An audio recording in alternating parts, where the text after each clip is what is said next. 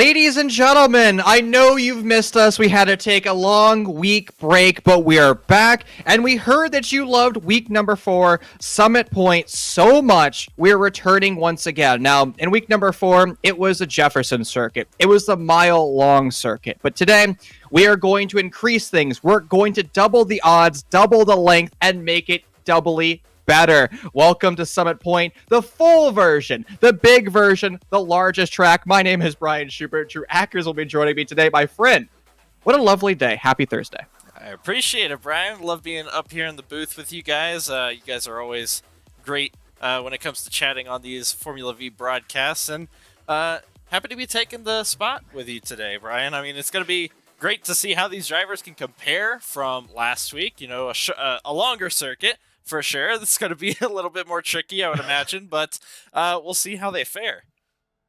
Well, we saw in the Jefferson circuit, it was just draft city. I mean, there are such long straightaways. There is only technically 7 published corners, but a lot of those were combination corners, so I don't even think we can call them true 7 corners, and it was just chaos. It really was. And so far, Drew, we've seen already chaos in practice. It's always going to be chaos when these guys are not quite sure how to handle the track. I know there were quite a few guys in the practice session yesterday, so it wasn't too bad from what I was aware, but today could be a very different story. You know, track conditions are going to be the same throughout practice yesterday and the race today. I hope these guys know what they're getting into, because it's going to be a long one today. Now, Drew, we saw a long break. We took a week off, and now we're going to not the same track, because the 2 tracks, Jefferson and then Summit Point, this conversion is 2 completely separate tracks. They don't share any corners whatsoever. Nope. They're right next door to each other, but the only thing that I guess they share is the elevation change. But do you think our drivers are prepared today? Have they been, taking our week to rest, or have they been grinding this circuit? That's an interesting question, Brian. I think every driver has kind of their different way of going about things, especially when it comes to preparing for a race week, right? So some of these guys probably are very concerned in terms of their performance when it comes up to these big long tracks, and how they're going to perform when they're unfamiliar with it as well. So they try and get out there and get some practice, at least quite a bit, before they go back out on track and get ready for the race. But other guys, they're kind of comfortable in terms of they're usually either 1 to 2 hours of practice helps them in determining whether they're going to be good enough for the race or not. So some of these guys probably just took the week to kind of just relax after the straight 4 weeks that we had in the not only the Formula V League, but also the Street Stock League. And some of these guys do both. So they've been pounding it out for 4 weeks straight. And I think a lot of them were just kind of happy to get a little bit of breathing room there. Now, Drew, how much do our Formula Vs differ from our circle track street stock cars? Because as you mentioned, so many drivers are making the jump, but how much of that car actually translates to the V? It's very hard to tell, because it's I mean, they're 2 different embodiments of racing, right? So you've got these street stocks that go turn left all day, every day, which I know our colleague Ben Ruprecht just loves to do so. But these Formula Vs, when it comes down to it, these are beginner open wheel cars, so they're a little bit tough, although you would think they're probably a little bit easier than tough at times. It depends on the track, it depends on the conditions, it depends on how well you handle the car, right? So a lot of these guys can learn a lot in terms of maybe some trail braking, or just braking under a braking zone, right? And turning while not on that brake. So some of it transfers over, but with right turns included, it gets a little bit more tricky, Brian. Well, that's the beauty about having a road course, right? If you have to learn your lefts from your rights, and you always, put your right hand up and that's right, and your left hand is your left, that's how you think about left and right. Well, unfortunately, you do not have the luxury in a race car. Now, I guess our Formula Vs are a little bit on the slow side, since they are coming from a Volkswagen Bug from the 60s, so they don't quite have the horsepower that you would see, in an F1 car and an Indy car. Plus, when you incorporate the suspension of Formula V, they become quite a unique car. And Drew, we're not done yet because the engine is over the rear axle. Oh, There are absolutely. very few cars that have that. And it's such an odd, quirk of the car. It really is. And I mean, just to talk about the car differences just a little bit, as we're seeing on some of the race info, the track temperature is 84 degrees Fahrenheit. That's a little warm, but also some would consider it very cold in terms of tire standards, right? With the Hmm. Formula Vs, those tires are very skinny. They're very hard to warm up. And I'm sure Ben Ruprecht has alluded to that in other times. But when it comes to those very wide, tough tires at the street stocks, that's where you usually get the most amount of grip, and you're easily able to heat those tires up. So a lot of these guys take maybe even 2 or 3 laps on some of these shorter circuits to be able to heat up those tires. But as we're seeing with the race today, we're going to get 2 miles almost of an entire track for these guys to go around. So it's going to be amazing to see how they do it. Yeah, my experience in these Hoosier Slick tires, at least what they run in real life, is they take so long to put temp in it. Like when you're on a sticker set, it's about 4 laps until you're at operating temperature. And my rule of thumb is I always add 30 Fahrenheit to whatever the temperature is, ambient, for surface temperature. And I like about 120 for a surface temperature. It seems to be the optimal tire temperature, surface temperature, which then translates into the tire temperature. I mean, you can even see our drivers right now trying to put some temperature. Yeah. And in particular, this set of Hoosiers, man, they may as well be rocks. They almost feel like bricks out there, right? Oh, yeah. It's almost like you're being weighed down by the weight of these tires. And even though they're skinny, they're so heavy, especially on that axle. It's so hard to warm up the tires. So you saw earlier, two of our best drivers so far in the Formula V League, which is Caleb Clifton and Jimmy Hayden, trying to kind of swerve as much as they could out of the pits just to get some heat into the tires and possibly into the brakes as well. Heating up those brakes is going to be crucial in terms of trying to get braking points right as well. If those are cold, you're going to be going to the grass, I think. Well, actually, that's probably the thing that most of our new drivers forget about. Whenever you watch Lewis Hamilton on the track, you see these big, grandiose movements of the wheel trying to scrub tire temp, but you never really see him manage the brakes and actually put temperature in the brakes. And if you ever listen to the comms of an F1 team, the one thing that they complain about the most is maintaining brake temperature when there is a safety car in play, because you just can't generate enough friction. And those are such large calipers that they dissipate temperature probably quicker than some would want under a safety car, but not enough when you're going hot laps. Yeah, and those tires as well that Pirelli makes for those Formula One cars, they're made to kind of bear the weight and bear the kind of slip angle that you would get on those Formula One designed cars, right? Or tracks rather. But these Formula cars or Formula V cars, their tires, they're almost you almost think they're counterintuitive to the car itself. I mean, there's not much that you can adjust in terms of either the tire angle or whatever with the Formula V. So it kind of makes it a little bit more difficult for these guys to get some grip in the places that they might want to. Drew, can you walk me through the schedule today? Now, I know we're underway right now during qualifying, but what we can expect for at least the next few hours. Absolutely. The next hour or two will consist of not only the qualifying session that we're currently in, that's going to go around 10 minutes. The gridding will begin somewhere shortly after that for the sprint race, which is a 15-minute sprint race. And after that, the top 8 in the sprint race that finish, they will get inverted for the actual feature race that will be 30 minutes long straight after that. So after that, we'll have some driver interviews for you guys, and then we'll wrap up the show. And I think it's going to be awesome to see how these guys do. I mean, some of these guys have not probably been on the track in a while. That of Andrew Hardcastle, I know, missed the previous week. He had to be somewhere. So he's been in and out in a couple leagues for us right now, but I'm sure he's glad to be on the track and able to get out there.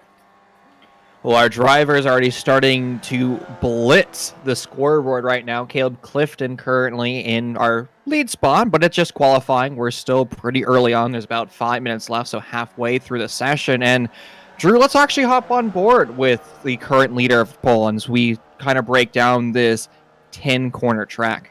Absolutely. It's going to be interesting to see what we can grab from these guys, as these guys just know what they're doing. It's so fascinating, as, you know, you probably don't want to do that. I'm not necessarily professional, that's why I'm up here, Brian, but I would think going into the grass might be a little bit counterintuitive to your qualifying session. Yeah, it looked like Jimmy Hayden grabbed a little too much brake there. Unfortunately, Clifton had to also grab more brake than desired, and a little off track there. But at least our drivers are heads up currently, which is actually one of the biggest concerns that we've had throughout the past 4 events, where we've had drivers kind of nose to tail, focusing on that gearbox. And when you're staring at the gearbox, you're not staring at what's in front of your car, and you miss a lot of things. And unfortunately, drivers have been caught up in instance. Now, this is the front straight where we're going to be seeing a lot of passing. This is the primary draft zone, and being shown perfectly by Jimmy. Yeah, Jimmy is going to be able to suck up right to the back of Caleb Clifton right there. It's going to make for great battles on the front straight if you're going to be able to grab that draft as early as you can. And we'll try and jump back a little bit to Caleb Clifton. As you can see, he kind of wants the spot back, so too wide at some times is going to be interesting as well. These guys probably aren't going to be too patient in terms of trying to get around the other guy at times. So we'll have to see how it turns out, but I think both of them are going for a little bit of a draft strategy for the moment. And that's optimal, allowed in our rule books. I mean, why would you want to be by yourself in a Formula V field? Because these things, well, I guess that's why you want to be by yourself. Oh no, it's carnage! As Bid would say, it's best and optimal to have all 4 wheels. These cars don't drive very well with 3. I don't think any car really drives well with 3 unless you're kind of on those, I don't know if you've seen it too much, Brian, but those tricycle bikes that you get out on the public roads sometimes, those just kind of make me... With the sidecar? Yeah, with the sidecar. I don't know, sometimes those make me shiver just a little bit, just thinking about it, but... The record at the Long Beach Grand Prix for the most ambulance trips was during the sidecar race, and they ran a consistent local yellow in every single corner because there was always an ambulance active. Oh, There's a sidecar ballast are referred to as monkeys because they climb over the side pod, if you will, and unfortunately they get jettisoned far too often. Well, I mean... that's going to happen, I would imagine, if they do that. Gets a little bit hectic out there, I would imagine. But something I wanted to note, though, as we're coming up on, you know, almost 8 minutes in total of qualifying at this very moment, we do not have Alexander Hyder and Nick Leidy, two of the guys who have been pretty consistent in the Formula V League. They're currently not setting a time. They don't have a time currently. So, I mean... could it be strategy? I'm not quite sure, but I just thought that was interesting to note. Well, we have seen some drivers actually elect to not take qualifying due to the shenanigans that we've seen take place during Turn 1, but Drew, I don't know if that's necessarily a concern because we have such a small field today. Only 8 cars. I mean, we're going to have 4 rows, basically, so... would you want to actually qualify and put yourself in a good spot? I mean... I guess each to their own. There are strategies to it, and I'd personally want to be rolling with the field because, well, that means you're going to be right behind everybody, not coming off pit lane, which I want to say, this is the most dangerous darn pit lane I've ever seen, Drew. It is a little bit weird. It's got that little, the very last turn right before it is where you enter in. Then it's kind of got a sharp 90-degree turn into the front straight, which is where all the pit boxes are. So yeah, that is a little bit dangerous. I hope everyone has practiced their pit stops because if they haven't, they might be in for a rude awakening. Yeah, especially when pit lane kicks you off on the, not quite on the driving line, but we will see cars there when they go 3-4 wide because as we mentioned before, the Formula V's draft. And if we learned anything from week number 4 Summit Point, there were instances where there are 5 cars wide And they did not make it 5 cars wide going into Nope. turn number 1. No, they did not, and it was kind of a little bit of a carnage, if I remember correctly. It was kind of everywhere and nowhere at the same time. It was just hectic in relative terms. So hopefully these guys are going to be looking towards a much cleaner turn 1. I'm sure everyone wants to get past turn 1, and I think Jimmy is probably going to be the one that would really want that at this point. Drew, good news, my friend. Nick Lighty has just turned their first lap time. Yeah. So I guess maybe it was just a delay, maybe car setup, and that's kind of one of the unique things about this series is you can run, in theory, whatever setup you want as long as it's within our rule book. That's actually one of the problems that we've seen with our drivers where they don't put enough fuel in during the main event, and all of a sudden they're going for an impromptu pit strategy, and they're now lapped down. Yeah, that is not something you want to do, but I think everyone has learned their lesson as we look towards the grid right now. Caleb Clifton and their draft partner, Jimmy Hayden, is going to take that first row. We saw them pushing each other earlier, and it seems to have paid dividends. Coy McGrath, Andrew Hardcastle rounding out row 2. Dan Glupo, somebody we've yet to talk about, a decent published time for them, and Absolutely. Kenny McGrath, the brother of Coy. We've been seeing great battles between them, and maybe too good of battles if we go back to week number 4. Brian Voles has a lovely car. It's a Downshift Esports vehicle, and we always love to see that beautiful lime green car. Nick Lede, who just turned their lap time, Jason Heisey, and Alexander Hyder rounding out our field. Well, I'm excited for this race. We're about to get going too, Brian. I'm always excited. These standing starts are quite unique for these cars. They don't do it in SCCA, but in iRacing, they will do that. The green flag now waves. Somebody may have stalled. I'm not sure who that was. That's Brian Voles, potentially. No, he's actually going to be the one behind, so that's going to be the 3 car. No, that's Coy McGrath who ends up making that oopsie. Not exactly where you want to be, but look at this, Drew. They all slot in line. It's single file already entering into turn number 1. It's Coy who stalled earlier, but they're the ones attempting to make a pass, unable to do so, exiting out of turn 2. Yeah, he's still side by side with Jason Heiss, I believe, if that's correct, right next to him. He's still too wide as they go down, but I think Coy McGrath will just edge out, as I think Jason just wanted to fall in line. Good strategy, I would believe, but someone is sideways over there in the grass. That's number 15 of Kenny McGrath. Oh, Kitty, Summit Point, week number 4. He also made an oopsie with his brother, and they went around. Oh, no! Counter track, not where you want to be. Drew, they were so nice and neat, organized, lined up, going into turn number 1. And that's atypical for our drivers. And now the shenanigans take place in the latter stages of lap number 1. Well, it's unfortunate to see all these guys just spinning what seems to be of their own self-accord, but it seems like Dan Galupo, who was that second spin, might have unfortunately had some tire issues, may have come off of his car, so he no longer will be in the running as of right now as these guys look towards the front straight into turn 1 yet again, but this is going to be all about the draft. Brian, if you can't get the draft on the front straight, you're probably going to be just a dead fish in water.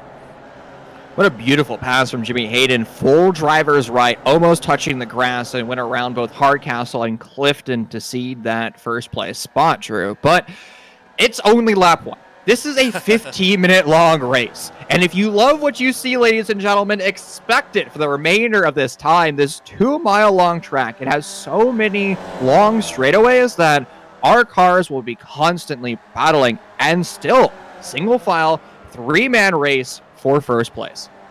This is really, really interesting, as it looks like Caleb Clifton might have just gone inside too much. I'm not quite sure what that was, but Jimmy Hayden now has a little bit bigger of a lead right there, as he's almost 2 car lengths away at this point. He looking to make a grand reopening in terms of the races this week as a result of what happened to him last week. I think he's doing a pretty good job, as these guys are very, very close for the top 3.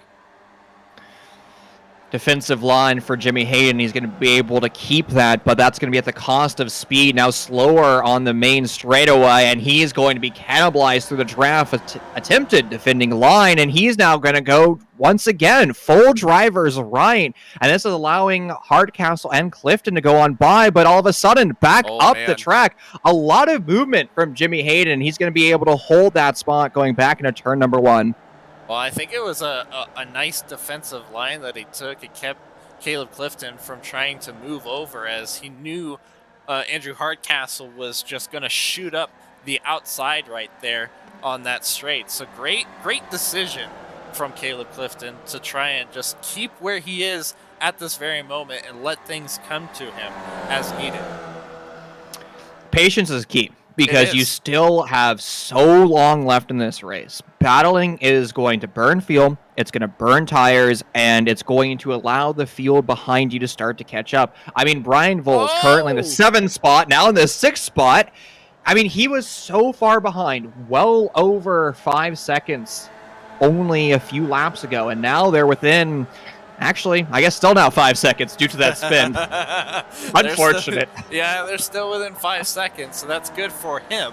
But Jason Heisey, who evidently doesn't want to look like Mazepin, might have cost himself a little bit of reputation in that spin right there. But look at Caleb Clifton now down the front straight, right behind Jimmy Hayden. He now has Andrew Hardcastle almost a full second behind, so he can move with Jimmy as much as needed to try and get that draft.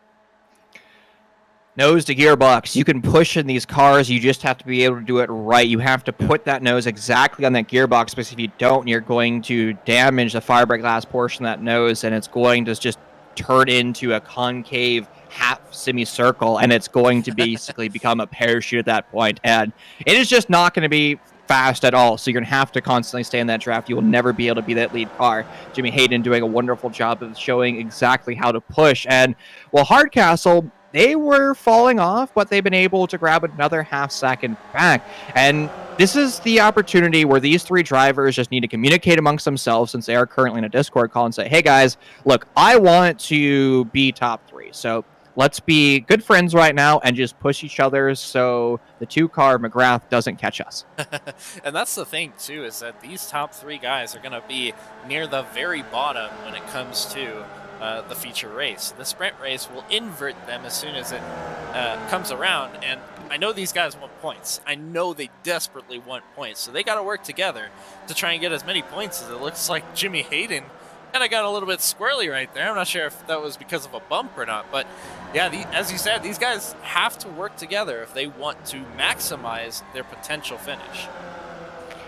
We just talked about Brian Voles in that 6th place car, or the 6th place spot in the 44 car. They were starting to close in on that pack, but unfortunately, because of an error earlier to another driver, that 5 seconds has now almost turned into 8 seconds. So with our leaders now being much more, or I should say less racy, it's going to just continue to have that large gap between that field. And I mean, you can start to see it as those times just continue to climb, the difference between the drivers.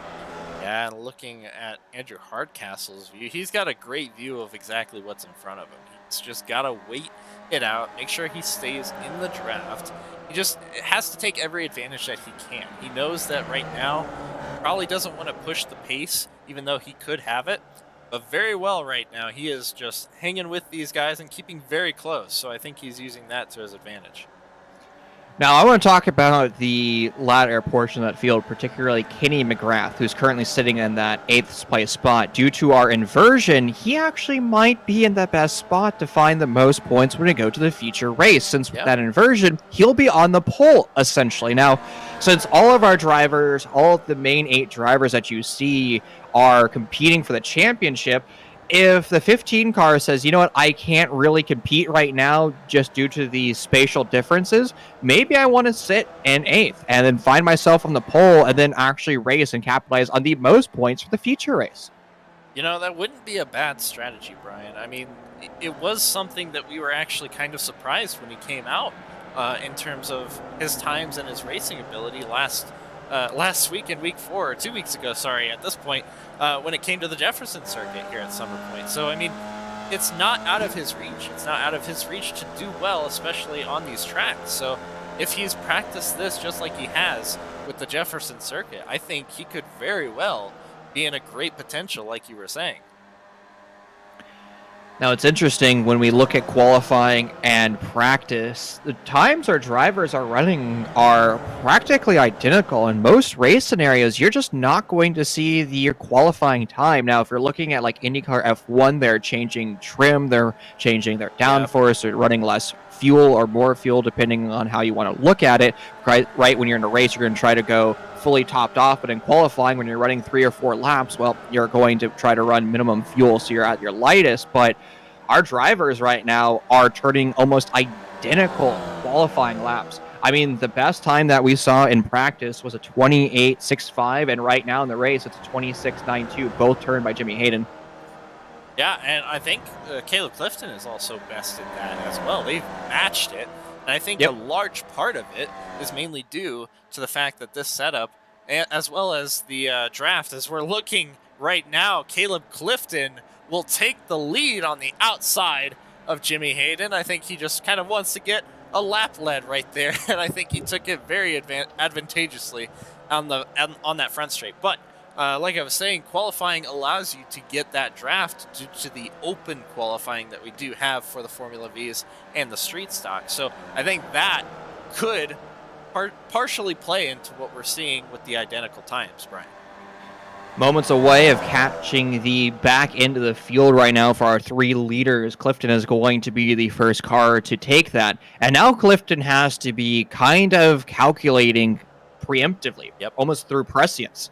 How do I make this pass successfully on this lap traffic? Because I have Hayden and Hardcastle behind me, and if I don't move fast enough, they are going to set up a pick on me, and all of a sudden I'm going to go from leading the race to 3rd place. And that's probably the strength of so many of these road racers, is learning how to get past lap traffic, because that will win you a race or it will lose you a race.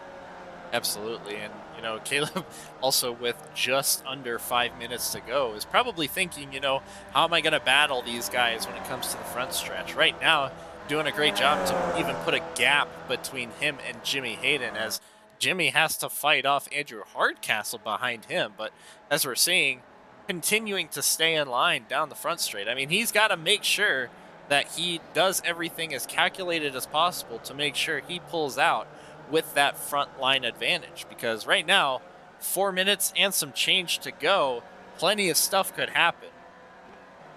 But look who's in 4th place. Constantly getting closer to Hardcastle. It's a 2-car of Coy McGrath. They have been the silent lurking shark in the deep, but they're getting closer to the surface, Drew. And with every lap turned, I mean, that gap between Hardcastle and McGrath has been getting less, and is now we're sub 5 minutes. It's honestly going to be a little bit more hectic for our first 3 drivers, and that's going to pay dividends to Coy. I believe so as well. I mean, Coy has been silently lurking, as you said, to try and get back up to the pack. He's made sure that he just runs his line and runs as much of his race that he can. And surprisingly so, he hasn't dropped in terms of these top 3, as they have a draft party, essentially, you know. But with everything that happened last week, or in week 4, I should say, on the Jefferson circuit for Coy McGrath, I think he is now looking to try and make something happen with this last 3 minutes right now. Jimmy Hayden maybe doing a little bit of some confidence. Oh, the Caleb Clifton blinking right there. Maybe not what Jimmy wanted to see, but Jimmy's staying in line for the time being, as I would predict we might have just maybe 2 or 3 laps to go. In real life racing, the only time you ever see a car teleport is when you're just driving into water as it's rain. We're not talking about rain. We're just talking about a liquid wall of just water coming in from the sky. And you'll go from, by myself because you're in the tsunami, to, there's a car right in front of me. And I guess iRacing without water has been able to incorporate that element. It's always interesting to see. It will come, though. iRacing is going to be implementing rain when it comes by the end of the year, if I recall correctly. So that could make everything so much interesting, as Andrew Hardcastle gets so wide that he has now fallen over a second back from the two top guys. It's exactly what Coy needed. He is now Absolutely. within breathing distance, and Hardcastle is going to have to put his head down. No longer has the luxury of looking in their mirrors and just continue on driving forward. Clifton and Hayden, well, they're going to be the ones laughing about that because they have now almost guaranteed themselves a two-car battle for this heat race. And, well, they're going to start doing exactly that. Already drivers right. Caleb Clifton, that 24 car, does not want Jimmy Hayden to go around him at all. That denial on that front straight is going to allow Clifton to carry the speed into turn number 1. And I don't think the white flag was waved just yet, so these guys have probably 2 more laps to go, this being the penultimate lap in this sprint race. It's going to be exciting to see as we have just both the 1, 2, and 3, 4 groups currently less than a quarter of a second.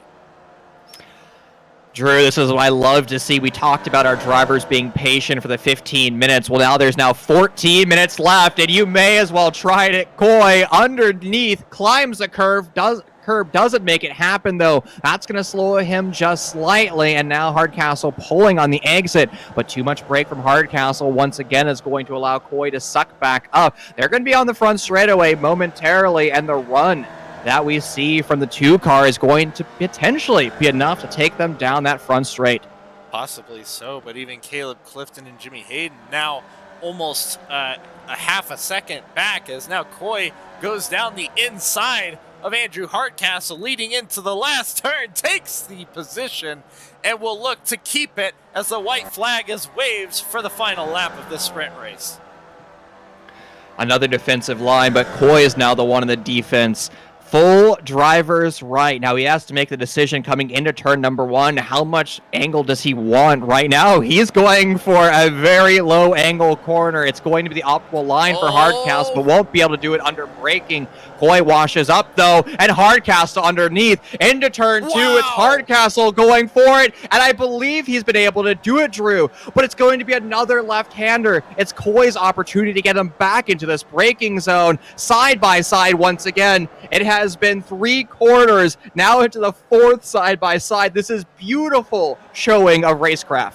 That was a great battle so far, and it's not even done yet as these guys are now going into the back end of the field right here as we're trying to see what happened there. There's a car sideways. I'm not sure who that was. I think it was Dan Gallupo yet again, but these front guys as well, they are tight as we come to the final few corners of the lap. It's going to be Clifton back straight right now. It's one opportunity for Jimmy Hayden to make this pass. He goes driver's right. Perfect position going into that final corner. Turn 10, too wide. It's man. Jimmy Hayden. I believe he's been able to do it, but he doesn't have the rolling speed. Clifton on the outside. Nose ahead. It's Clifton able to do it. And Andrew Hardcastle in the back has spun. Wow. Brilliant racing. Hardcastle in third for the longest time, unable to do it as it's Coy who makes the pass. The number 2 car lurking in the depths, but they find their target. What a lovely race there. It was passive for a while, but it heats up with 4 minutes remaining. Nick Lede coming in, potentially in that 5th spot, but there's carnage. There's a chicane in front of him that doesn't belong there. I don't think so either, but I mean, that was just the sprint race, right, Brian? That was just the sprint race.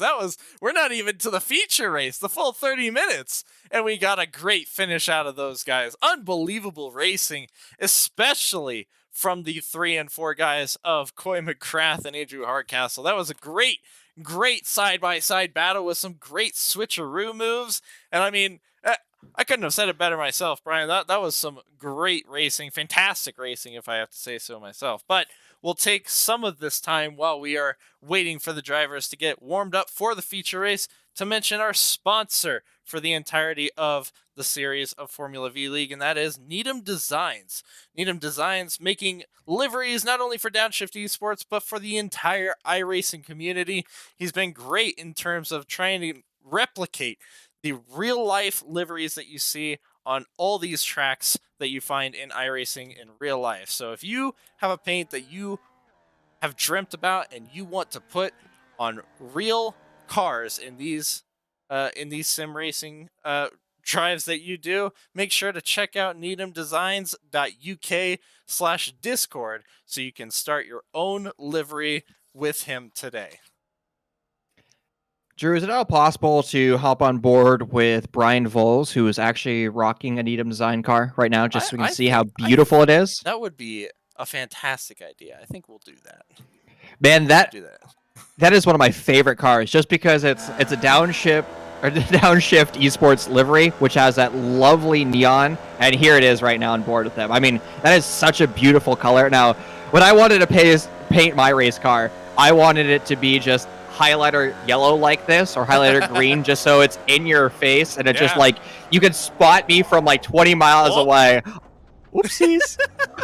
Maybe not do that, but but yeah, you know, I've always thought, right, if I could, Brian, although probably not legal, I wanted to put like some lights on my car to just blind the drivers and make them you know, maybe that's why I've been kicked out of a few racetracks, but I mean, you got to take the advantage somehow, right?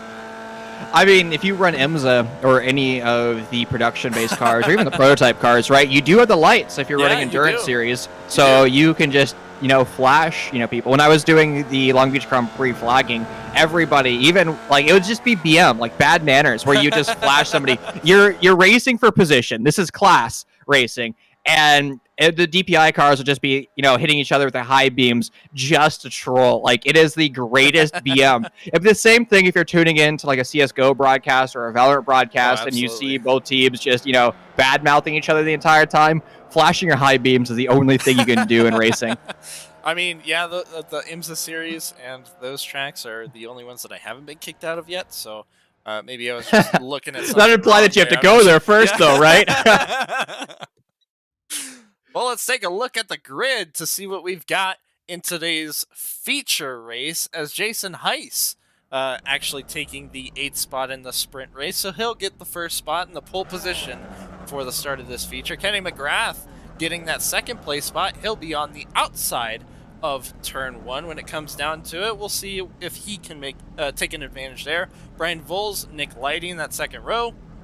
Andrew Hardcastle and Coy McGrath in that 3rd row right there. We saw great battles from them in the end of that sprint race. We'll look to have some more great action from them with Jimmy Hayden and Caleb Clifton in that 4th row. And we'll have some more interesting races as we are getting ready to go green. Here we are, Brian. Uh-oh, Brian Voles, once again, an awkward start, a little bit slow, clutch drop for him, and now he's going to fall all the way back to the 9th spot, now I believe in that 10th spot. That's going to allow the entire field to pass him. Brakes locked up, and we're going to see them fan out just a little bit more than we did in their heat race. Oh, there could be a few oopsies here, Drew, but everybody, they're kind of slotting in right now. They're running multiple lines, 3 in fact, but great discipline between our drivers. They exit turn 2, entering into turn 3. No longer 3 wide, but they're still attempting to go 2. It's a dangerous corner to be able to do so, and they wheel hop.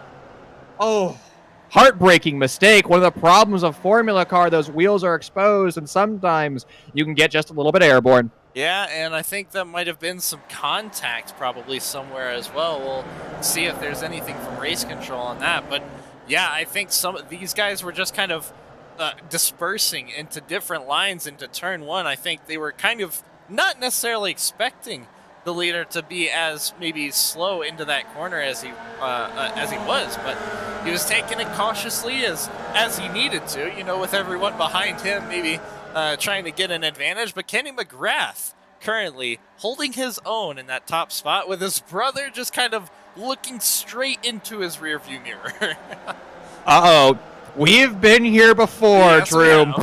Week number 4. These two drivers, 1 and 2, and they did not make it early on in the race. And, well, brother on brother action. As it's the 15 car attempting to go, actually, pardon me, it's a 2 car attempting to go around the 15. And I believe they might be able to do it. Deep into the brakes, maybe a little bit too deep, though, but there's the path. Stuck perfectly by Coy. And look at the chain reactions caused. Both drivers slow up the mid portion of that field, and now the Shark Pack continues as everybody wants a piece of that action, Clifton in particular. And these guys, I mean, from this standpoint, it's looking like these guys are very antsy to try and get around these guys. But I mean, we're only 3 minutes, not even, into this race, as you've got the 42 and 24 of Jimmy and Caleb side by side coming into this turn, and 15 of Kenny McGrath goes off into the grass. Oh no, and there's still more carnage. That's Brian Foles that's going to find themselves spun facing counter course. Hopefully they're able to get that car started back up, but our leaders, I mean, they're the ones that are enjoying the carnage because it's allowing them to continue to separate themselves from the animals, the pack that's behind them. Now, it was 2 intense laps, but Drew, it looks like our drivers are starting to still just slot in line and kind of find themselves where they're going to be for the majority of this race, but as I say that looks like Caleb Clifton, the third place 24 car, left fronts off, and they carry just a little bit too much exit speed in that corner. It's going to allow Hardcastle to go on the attack. And Dan Gallupo right behind, trying to see if he can probably make something happen as well, following Andrew Hardcastle. But still too wide is the number 20 car and the number 24 as they go into the first turn. I think Caleb with a switcheroo down inside now towards the second turn as we try and see what's happening up front with Coy McGrath losing the spot to Jimmy Hayden down that front straight. And I don't think he's going to be very happy with that. It's Jimmy Hayden. When Jimmy Hayden finds the lead, they tend to disappear, so it's imperative that Coy stays behind Jimmy in that 42 car for as long as possible. And hopefully Hardcastle, Clifton, and Gallupo just continue to fight. And speaking of Dan Gallupo, what a wonderful job. What a wonderful change of events. An early caution in lap 1 of the 15-minute heat race put them out. Oh, Hardcastle around hard into the wall, but it looks like all 4 corners are still intact. So once he dusts off those tires, he should be able to enter back in the field and continue to race. I think Dan Gallupo might have gotten into him as well. We'll have to try and see if we can get a replay here shortly as we're seeing these top 3 guys, Jimmy Hayden, Coy McGrath, and Caleb Clifton. Caleb, coming back into the mix just ever so slightly as Jimmy trying to take that defensive line, maybe break the draft as well. But this is a very long straight, and that's going to be very hard to do. I think Coy knows that, and so does Caleb, as they are all now down inside, it looks like, of Coy McGrath. Coy McGrath just opts for the inside line, which is interesting.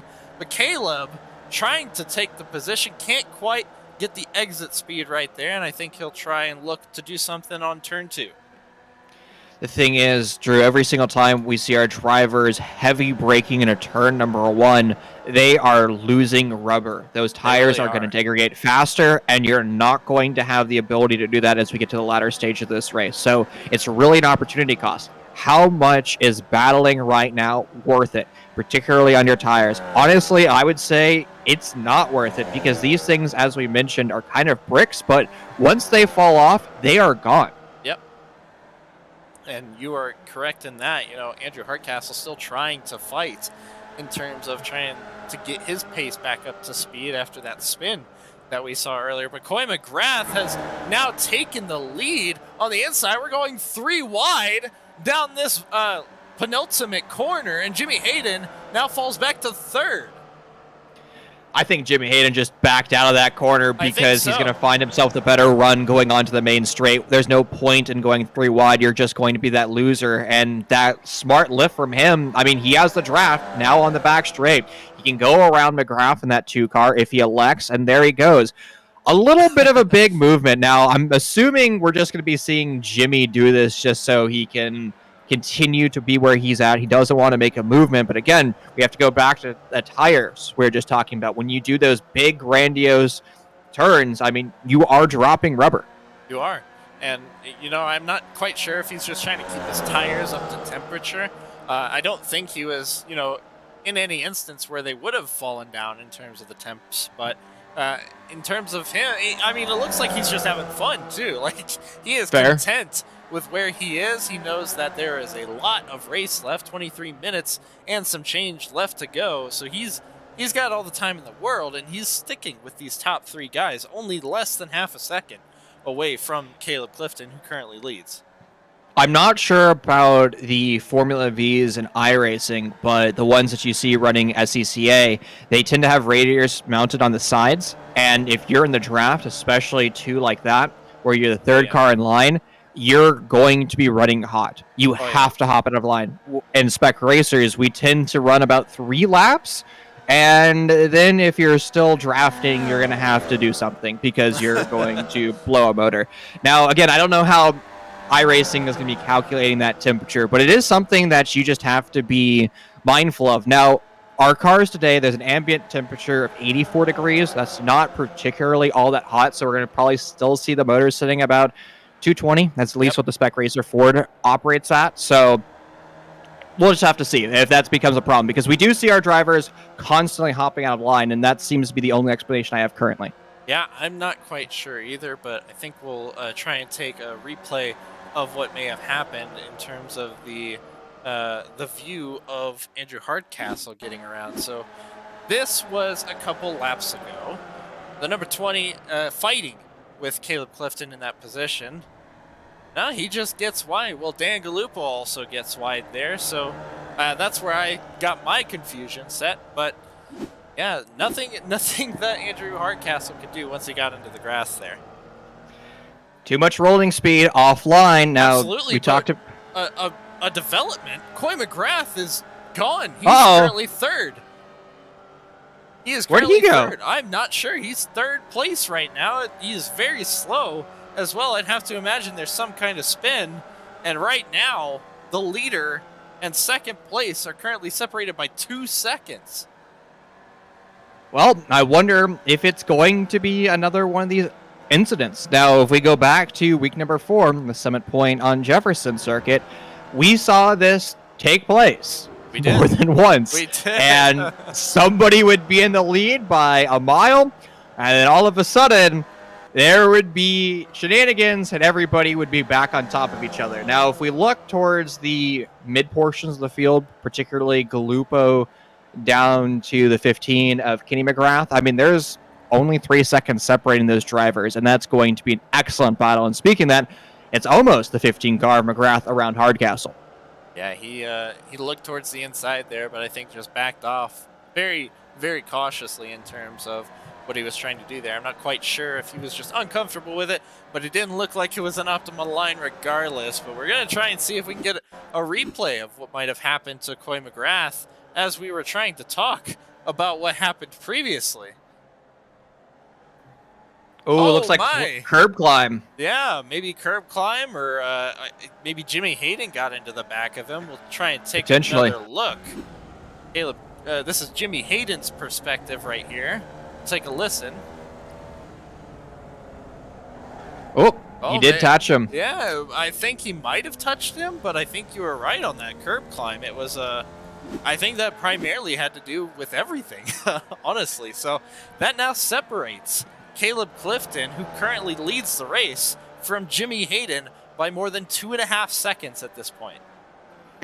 Sure, we mentioned that these cars are a little on, and with the engine mounted over the rear axle like a 911 would be. Lift-off oversteer, or anything in that family where you're inducing weight transfer, and in that case, when you climb that curve, you're putting a lot of pressure on those front tires, which is making the back end light. So when the car goes and rolls, you have no pressure on those rear tires, and all of a sudden, the light rear tires will send you in an oversteer facing the wrong direction. And climbing curbs have to be done almost in a straight manner where you're only inducing one component. And in this case, you want to have, roll instead of having yaw.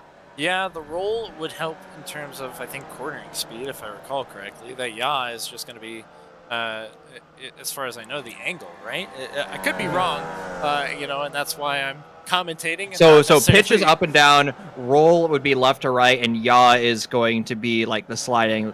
It would be the oversteer. Yes, okay, yeah, that's correct. So yeah, I have to do it with my hand. I have to do it with my hand and explain it that way. Just make it just mimic it like a mime. Yeah. Yeah, I totally understand that. But I mean, yeah, these guys have adjusted as much as they needed to, and as soon as he got up into that curb, it's just kind of tough to to recover when you're already losing it. So I'm not sure. From that angle, it looked like Jimmy had a very good possibility of hitting him or tapping him to make him go loose. But Brian McGrath definitely not happy in terms of where he's currently sits, and he's currently only 3 seconds in front of Dan Gallupo. And so that number 11 car could have a possibility to try and get into that top 3 on the podium.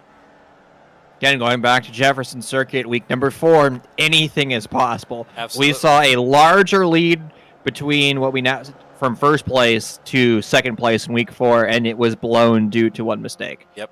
On the last lap. So anything can take place. Truly mean that. Now, with that being said, we're starting to see our drivers be exactly where I want them to be. More passive. I mean, even when you see interactions like this, you have to try to make your move without using tires. And it's just very difficult to do. Maybe if you carry a larger radius corner, which means you're not going to be as tight, you can go the longer distance, carry more rolling speed. That might be advantageous where you're still not putting a lot of rubber down. Again, it's just the opportunity cost of fighting. It's something that we have to constantly be monitoring because it's a 30-minute race, and these tires have about 30 minutes of good run time. And when you're battling, you're now putting almost what could be the equivalent like 45 minutes on those tires. And the thing is, too, about these cars, I mean, it's tough for these guys to try and recover if they even get a little bit offline in terms of the racing line. As we saw earlier, probably maybe 5 laps ago at this point, when we saw Caleb Clifton get into that dirt patch or the gravel when it came off of the final corner, he slowed very, very significantly, and he had nowhere else to go. It's very tough for these guys to maintain what they already had if they get it even a little bit offline. So I mean, what we're seeing right now with the 15 of Kenny McGrath trying to get down the inside, he's taking a risk every time we're watching him get offline. He's got to make up everything that he's lost every time he loses it. So he's learning to be patient here, but I think his impatience when he gets too close is maybe hurting him just a little bit. He's not letting things come to him with, the race isn't even half over yet. And actually, I'm glad that you used those phrase right there, come to him. When we see that pass on that front straight, why not be wheel to wheel with that car? Instead, we saw, we'll call it 1.5 car lengths between side by side. And what the difference between, that 1.5 car lengths is your turn-in point. You're now making that a much sharper radius. But if you were to be literally wheel to wheel, Drew, and you hold that driver above, I mean, you're now affecting both your turn-in, but more crucially, you're affecting that 33 car's turn-in. And now all of a sudden, they're going to have a less optimal line where if you were to do exactly what we saw in that battle, the 15 car, I mean, when you just attempt to snipe it down close drivers right, you have no turn-in angle whatsoever. I should say you have too much turn-in angle, and you're just not going to be able to go through that corner unless you just apply the brakes way too hard, and which we saw. It's just an optimal line kind of thing, racing every time in every single racing course that I've ever taken, whether it be simulation or in real life, they always talk about the optimal racing line. And that racing line is exactly, without any cars, you're going to get the most speed when you're by yourself. Now, draft does come into effect, and you do have to learn exactly how you're going to be able to take the turn if you're on the inside, for instance, or if you're on the outside. However, that's going to hinder your race significantly. You're going to lose tenths, maybe even multiple tenths off of your lap if you do so. So, I mean, Kenny McGrath trying to learn that possibly here. And, I mean, as we're seeing as well, down that front straight, he was so far away from Nick Leidy, who's currently in front of him. You saw that gap only slightly closed just because of the draft. He has to make up so much time based off of what he did just 2 laps ago. 2 laps ago. That's how long ago his mistake was, and look how much he's having to make up.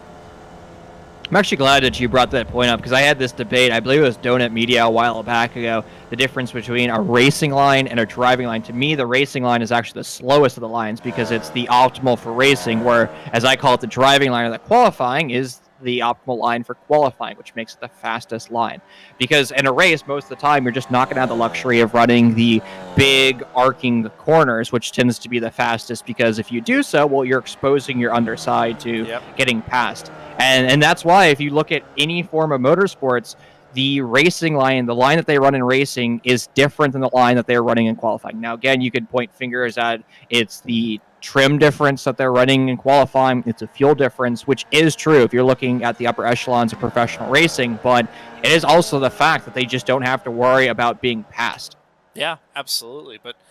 And that's the thing with these two front runners as well. Look at Caleb Clifton slowly losing his time to Jimmy Hayden. I mean, I have no doubt that Jimmy Hayden, being one of our best drivers in terms of not only the Formula V League, but the Street Stock League, he tests multiple lines in these practice sessions. Not only the 30-minute practice session we have right before we go live here, Brian, but also that 3-hour practice session that's set up for these drivers the day before. So he utilizes that time as much as he can.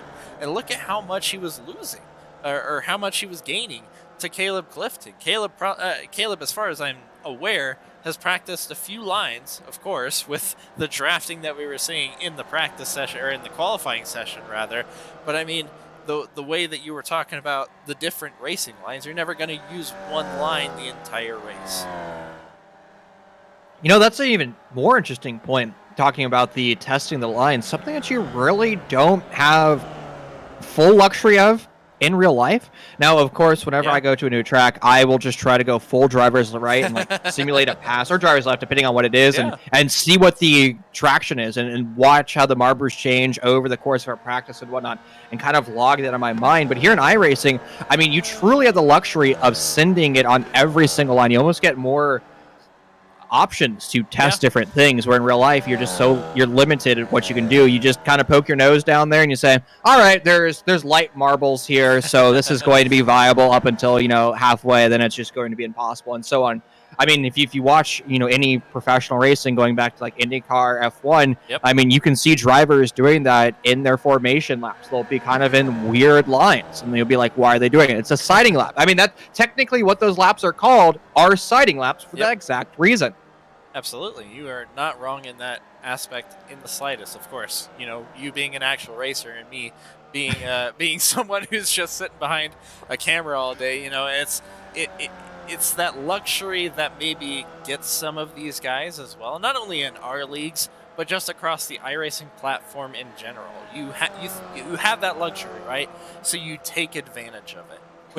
When on a lot of times you want to treat this as like a real simulator. You want to treat it as if this is your car, this is your baby, and you want to make sure that you don't damage it in any slight. You take it around for a safe lap, maybe 10, 15 times, you're good to push it just a little bit harder, and that's how you get faster. That's what our admins teach, because they're teachers in their own right. So they will teach these guys and say that exact stuff, and I think sometimes those guys just miss that point when it comes to practice, or when they're trying to just look at times, for speed. So that can just fly over their heads sometimes, and it's always good to have either a crew chief or just a spotter that always has that reminder, like, hey, if you survive and you have decent lap times, don't junk the car, you're gonna do great. you're gonna do great. The Downshift community here is absolutely brilliant. I mean, what we've seen these guys do, I mean, I constantly just watch what you guys have. Like, there are drivers in the Discord, it seems like every single day of the week. We only race 2 days a week, and the camaraderie that we see between our drivers is just beautiful, and I love that we have a community. I mean, this is a beautiful pass too.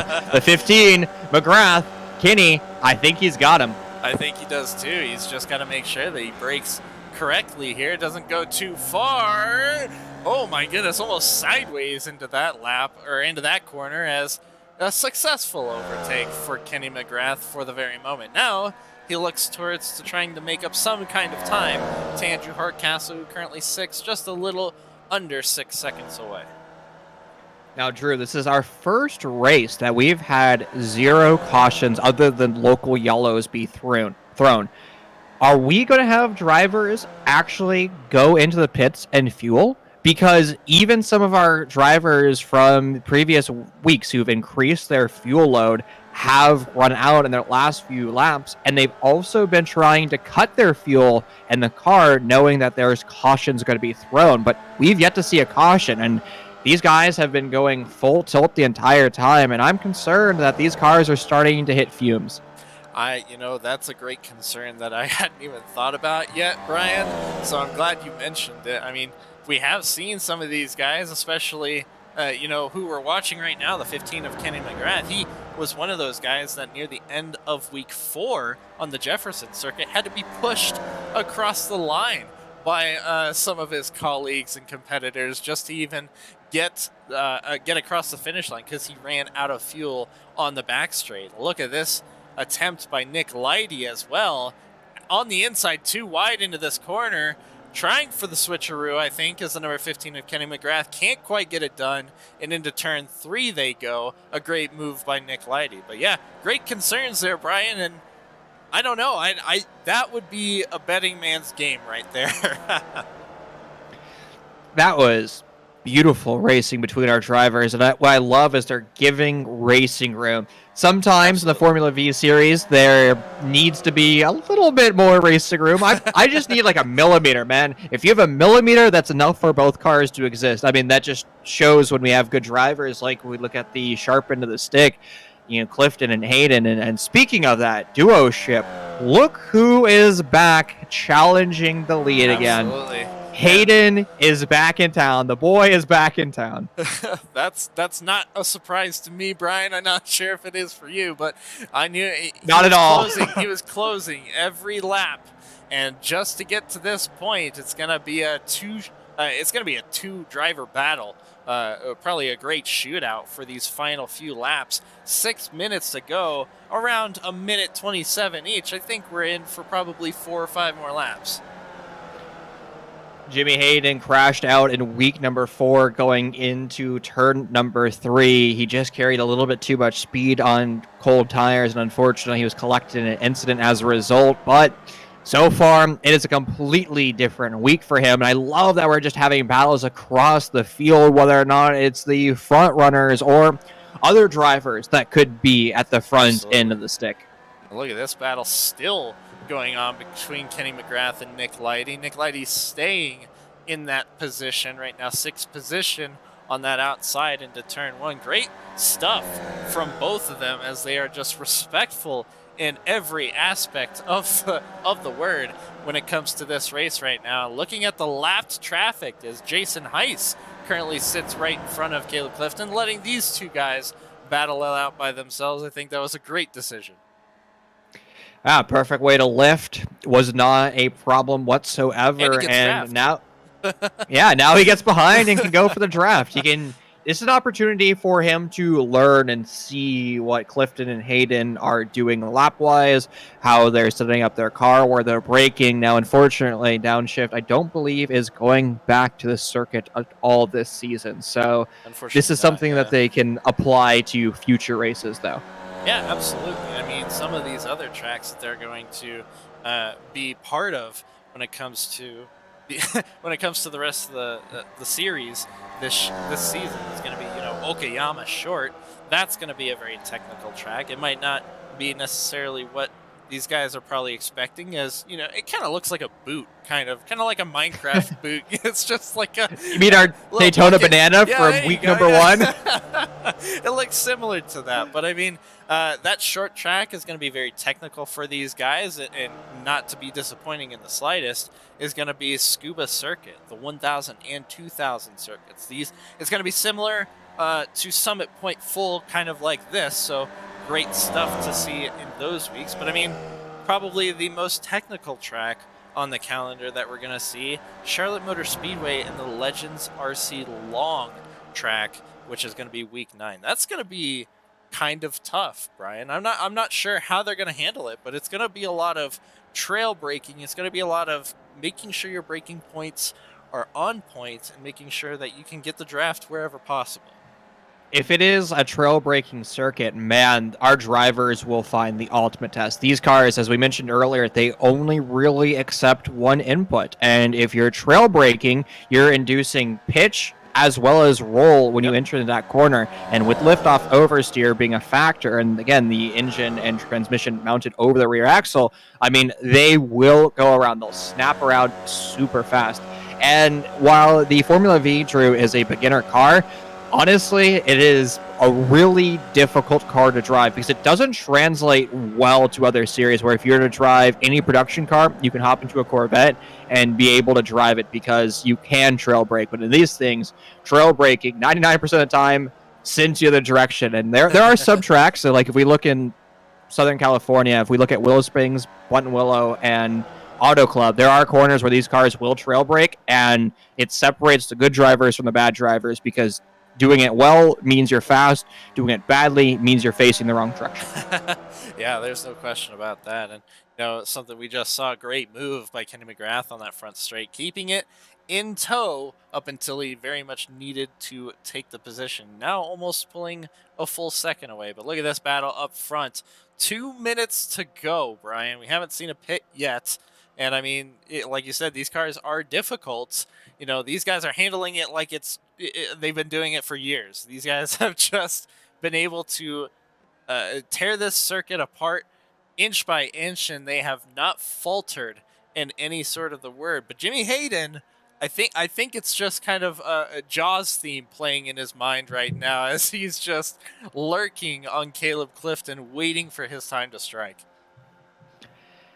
And it's going to be critical. You have 90 seconds left. Where do you make that pass? Hopefully, Jimmy Hayden has been calculating the entire time where he's faster than Caleb Clifton. And if he knows that, he can just pounce when needed, or he can be kind of opportunistic, where he waits for Clifton to make a mistake. Now, Drew, I don't think I've seen Clifton make a single mistake today, so I don't believe that is going to be a luxury that Jimmy Hayden has. Now, Jimmy Hayden, coming in from dirt karts, has a plethora of experience both here in iRacing and real life, so I'm sure he has tricks up his sleeve as there it goes, too wide, Caleb Clifton, and he's going to back out on turn 10. But he might get it here. I mean, 45 seconds left. This is going to be the white flag, and look at that. He's ever so close, but lifts to make sure that he gets the last say in terms of the final lap. So white flag waving across this time.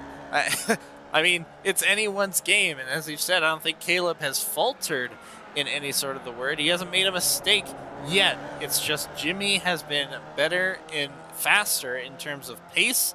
And it's just a matter of time before we see some kind of attempt being made by that 42 car. Less than 90 seconds until our cars cross that finish line again. With the front straight no longer an option for Hayden, he's going to have to go for either of the back straightaways. But he is starting to run out of time. This is going to be the straight between turns 3 and 4. Side by side.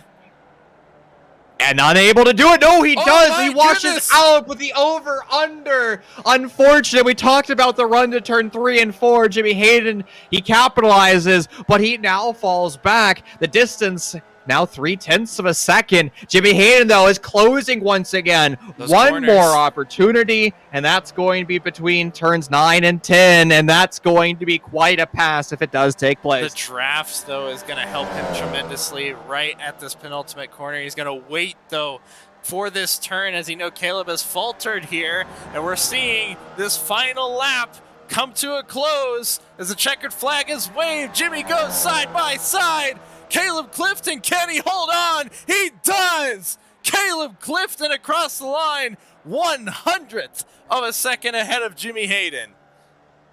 That is single-handedly the best iRacing race I've ever seen in my life. That is the closest race I think I've ever seen before, Drew. What a beautiful showing. Those drivers race perfectly. McGrath about to cross the finish line, and another battle here. That's going to be the 33 car and the 15 car, but unfortunately, Nick has just fallen off just a bit. A little bit of blocky from the side of the 15 of Kitty. A little bit too much zigzaggy. We'll have to see if race control approves of that, but I'm pretty sure Nick was not going to be making that run. I mean, yeah, it was going to be tough for Nick Lighty after everything that's happened for him to try and get up to Kenny McGrath on that final lap. But, you know, fantastic race from all of these guys. And Brian Voles, unfortunately, probably not necessarily where he wanted to be, all the way down in ninth place and 3 laps down. But he has to be probably looking forward to, you know, the All-Star break, being able to just release as much as he wants to when it comes to the multi-class All-Star race when it comes next week. And I think he'll be looking forward to tackling some of these more technical tracks and maybe hopefully having some kind of advantage here in the final half of the season. That was a beautiful race as we bring up the results. Honestly, I'm incredibly impressed. Going from week 4, I was like, there's just no way it gets better, Drew. Ladies and gentlemen, it got better. It did. It did get better. You know, 113 thousandths of a second between Caleb Clifton and Jimmy Hayden.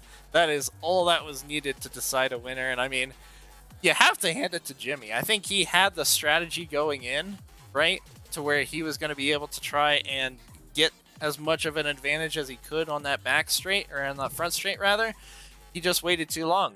And to answer the question of your pit stops, Brian, I think everyone was fully aware that they might have needed to fully cap this race car tonight.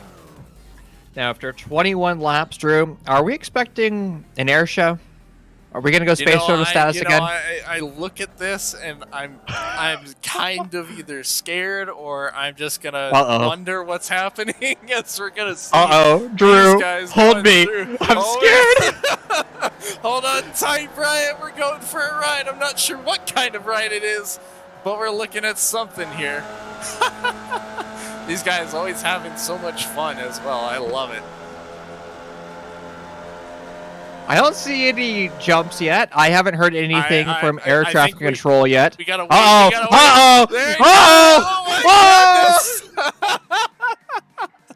And there they go off into the abyss as we take a look at the unofficial point standings after this week. I mean, Jimmy Hayden up at the top, no surprise there. Coy McGrath still holding that second place spot, but Caleb Clifton with that win in the feature race takes a great jump over Corey Abbott. And the biggest mover of them all is Dan Gallupo with those 19 points that he accrued over the past 2 races that we just saw. I just got word from West Virginia. Tracon, one of their approaches, has just spotted, I believe they're calling 10 unidentified objects on their radar. So they're going to be sending over a bunch of F-16s. So, Drew, I think we're going to have to dive over to a break. But, ladies and gentlemen, maybe take shelter. Don't go anywhere. We'll be back with an interview with our drivers. See you soon.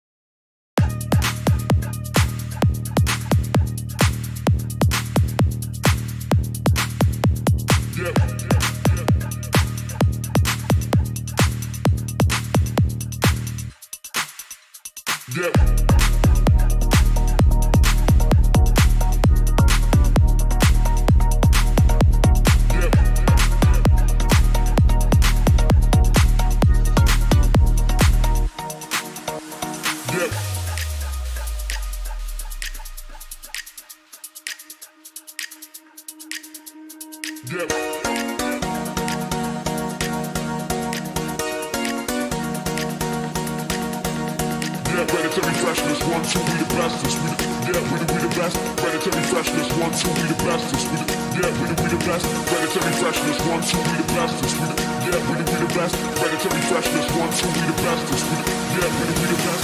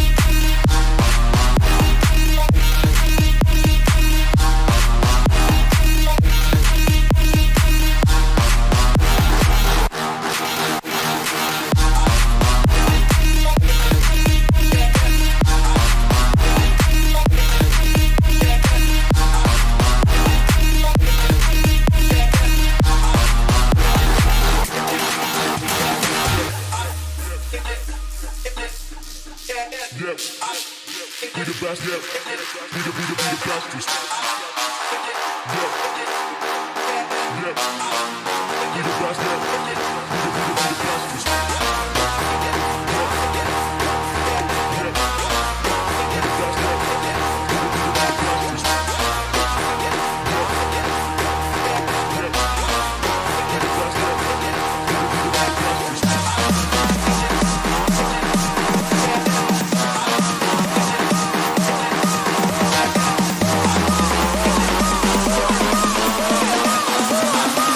Yeah. We the best, yeah.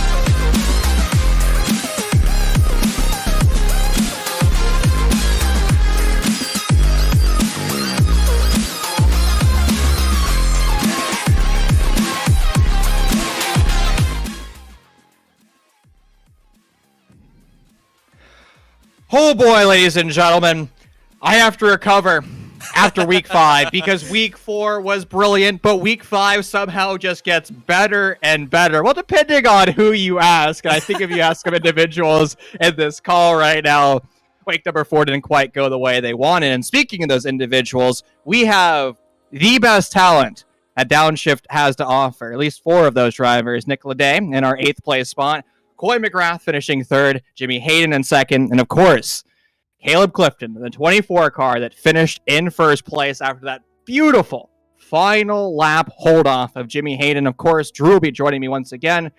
Drew, I love what we saw today. I mean, I couldn't be more excited for what I just saw.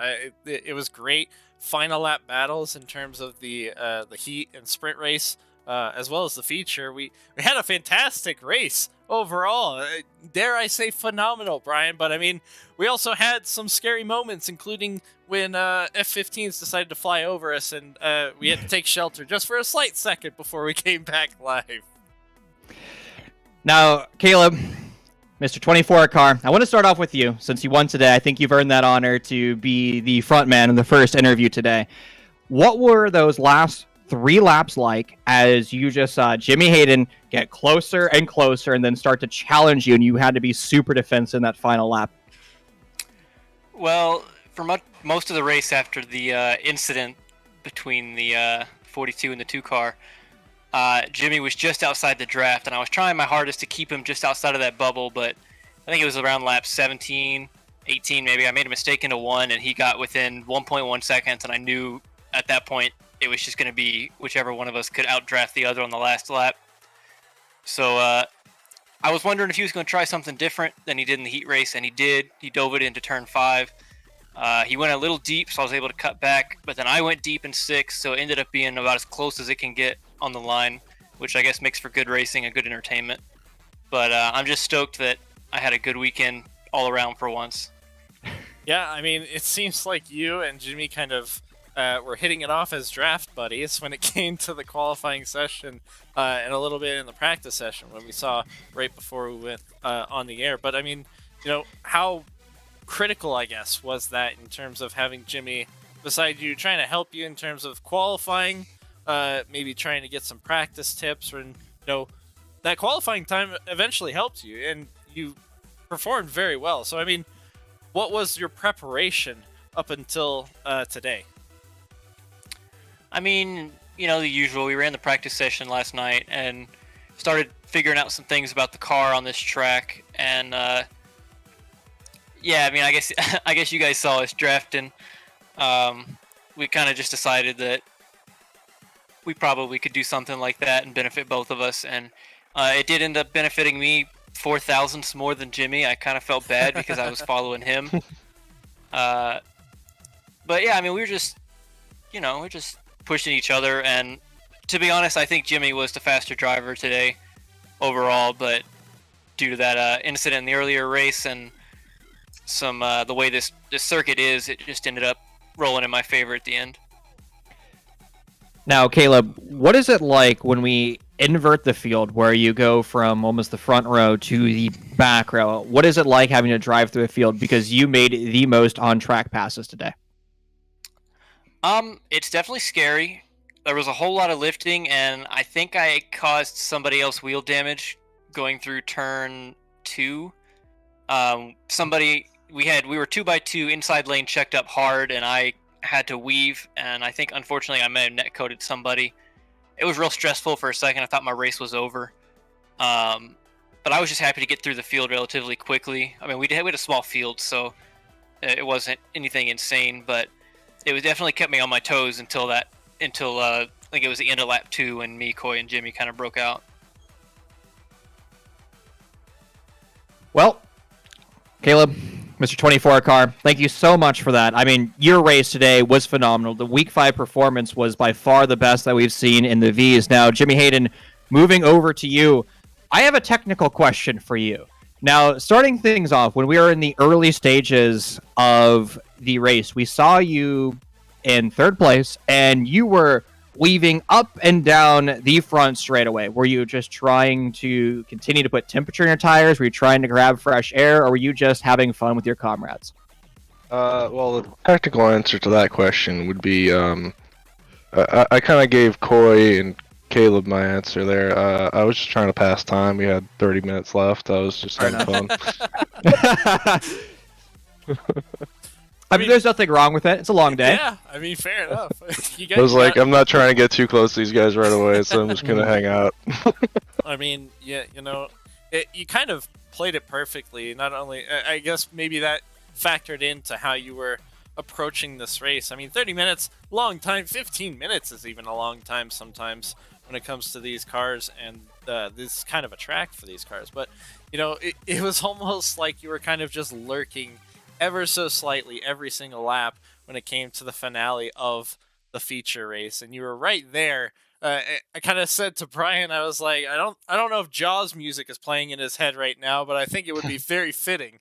So I mean, to lose only thousandths of a second to Caleb, I mean, it's probably a little bit disheartening, but I'm sure you're probably very proud of how your race went today. Oh yeah, I mean, all things considered, it was like I couldn't have asked for a better race with Caleb and Coy. I did watch the replay with Coy. It was definitely my fault, but I technically did not make contact with him. It was a little net code, unfortunately. Probably could have given him a couple more inches there. So I mean, it sucks for him because the three of us were dead even. Like you look at our lap times, we did no one out of the three of us could have really outdriven each other. So I gotta give props to Caleb. We kind of figured out last night in practice that in the draft, like the lead car would get a little bit of a push in the draft, so we figured, it can't hurt to just kind of push each other around in qualifying to just benefit the two of us. Like, we know how each other drive, we're both smooth, consistent, so I figured, like, help the both of us out, and it worked out in the end. A little short for me, but, I mean, Caleb drove the better race today. I mean, I screwed up a few times, as you could see, but that's the name of the game, so I'm happy with the way the race went. Perfect. Thank you so much, Jimmy. Now, moving down to Coy McGrath, another 2-car. Tell me how this small field is affecting the drivers, because you had a great battle all day. Yeah. No, sorry. Just speechless, are we? I don't think this track is small at all. I just think it's a talking very about field-wise, like the group. You had 10 cars. Oh, okay. I thought you meant literally. It's okay. It's okay. You just came off of moving on. You just came off of a It very was 30 minutes, race. man. I shook his dome around a little bit before. That car does that to people. Hey! Someone get him out here. Jimmy, get out here. Go away. Not your interview. It's mine. But anyway, yeah. Smaller field. It's just kind of more of a. I don't know how to put it. It's more chill.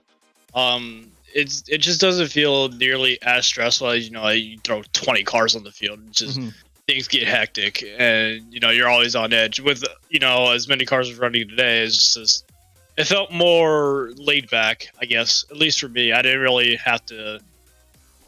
I don't know. It just felt. I don't know. It just felt more laid back. Just vibes. I mean, yeah, just vibes. It was vibes. I mean, probably not the way you may have wanted to finish, being so far back in the incidents that did happen. But overall, I mean, even in the sprint race, it was a great race for you. How did it feel, I guess, overall in your race today? Did things go your way? Did things probably even turn out for the better for you in some cases? Or what was your thought process in today's race? Well, I mean, I was totally expecting getting podium. I knew I could at least keep up with Jimmy. Then I guess I didn't really have. I made a few mistakes, especially at the start in the sprint. Turns out your car doesn't go forward to neutral. I'm just gonna write that down. You did, yeah. We did see that misshift right there. So yeah, I'm gonna put a sticky note in the car and then just put that in there. Make sure it's shifted to first. Just stick it to your visor inside, like. Yeah. I put it right on my forehead, and then I'll never forget. No, but then everything was fine during the feature until, Jimmy just hates when you're literally like 100 slower than him. And it just gets fed up real easy. I don't know what his problem was with me today. He just kind of turned me. I don't know. I guess I just watch out if he's behind me. Whatever. Got that right. Those fighting Get outta words. here. Now, Nick, Lighty, over to you. The 33 car, you didn't quite have the performance that you wanted, but you are sitting well in points, currently in 6th. What ended up happening today in week number 5? So let's start with the heat race. Went pretty well overall. I had a pretty good battle with Brian Voles, and even though the end of the race was sort of like a finish that you would see at like Daytona or Talladega with me being flipped over, we had a very good back and forward. So just taking points on the heat, which I didn't do the first 2 weeks of the season. I just am trying to get higher standings on that. Short field obviously helps. And then the feature race, had a really good battle with Kenny. I ended up losing out though. And then, which I didn't feel too bad about because honestly, it was more of his mistakes being in the running with me in the first place. Because Kenny, he has podium pace but a back marker brain. So he always is like faster than me, but always gives me some time to be with him. So that's how the races go.